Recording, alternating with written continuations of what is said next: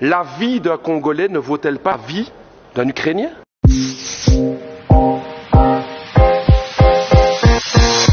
Madame la ministre des Affaires étrangères du Royaume de Belgique, je vous interpelle sur la situation dramatique du peuple congolais. Je pose la question, pourquoi la Belgique n'intervient pas? Pourquoi la Belgique n'intervient pas pour aider la tragédie du peuple congolais à l'est du Congo?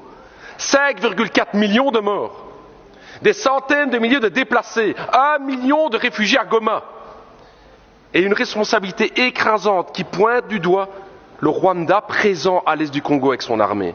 Et que fait la Belgique? Rien. Rien. Comment est-ce possible? Quand la Russie envahit l'Ukraine, à juste titre, c'est la condamnation. Ce sont les sanctions, ce sont les livraisons d'armes à l'Ukraine, mais quand il s'agit de la République démocratique du Congo, rien. On n'aide pas. La vie d'un Congolais ne vaut-elle pas la vie d'un Ukrainien?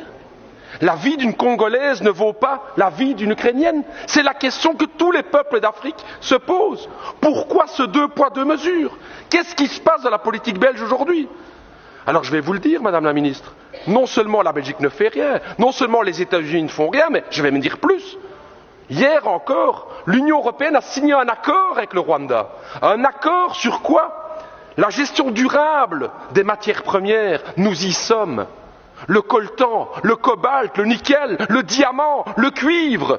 Voilà la raison pour laquelle la Belgique n'intervient pas. Business.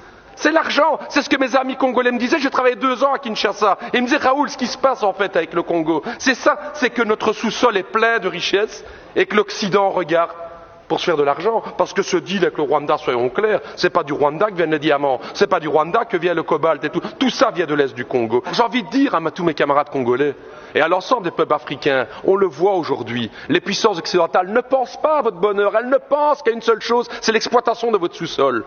Vous pouvez aujourd'hui, vous pouvez croire à vos propres forces.